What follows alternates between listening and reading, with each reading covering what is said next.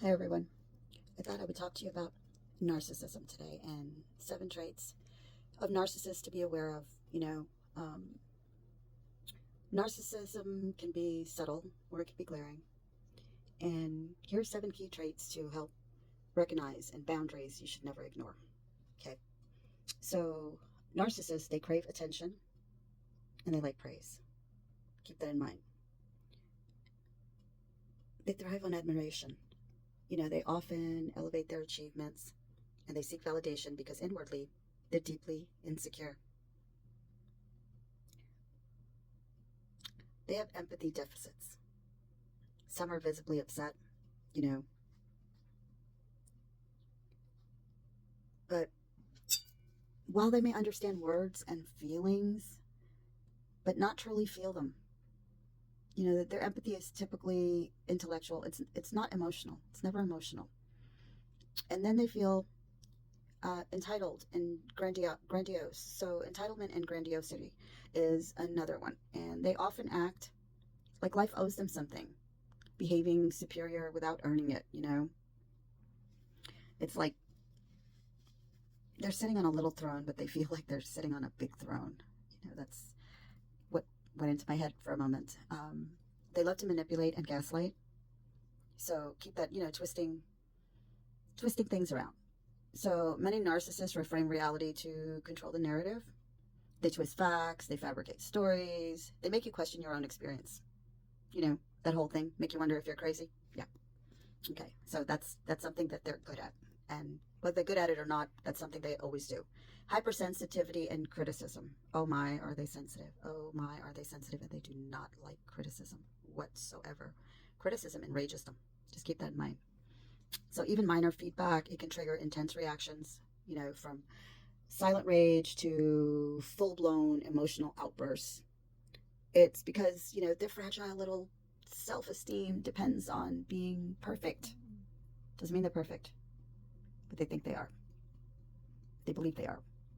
So we move on to covert narcissism tactics. It's trait number 6, okay? So breadcrumbs.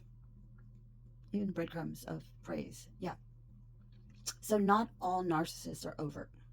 Some operate covertly, shaming, blaming, being emotionally distanced to manipulate attention and sympathy. Breadcrumbs. Breadcrumbs of praise. That's what they want, and they want to put breadcrumbs all over the place to shame you, blame you, all of that stuff. So basically, the more they shame you and the more they blame you, the more they feel powerful.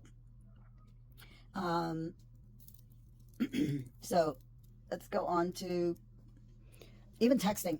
It can reveal narcissistic subtleties. Okay. Like expecting immediate replies or sending vague, anxiety induced messages to stay in control. They want their responses right away. And so recognizing these traits is about labeling. It's no, it isn't about labeling. It's about protecting your well being. Okay. You need to set boundaries. You need to choose empathy and always put your emotional mental health first. So just keep this in mind. These people are attention seeking. They lack empathy. They feel entitled. They're manipulative. They like gaslighting.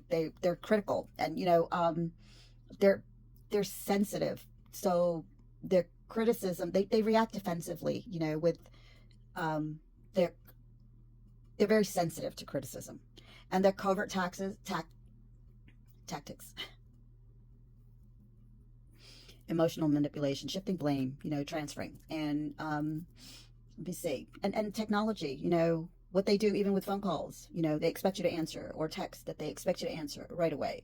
So the insight of all of this really is they need constant validation, which masks their deep insecurity. They understand pain, but they seldom feel it, or they don't appear to feel it, or they don't care to allow you to know it feels it. But basically, it seems like that they have issues with insensitivity. They feel above others and they want special treatment.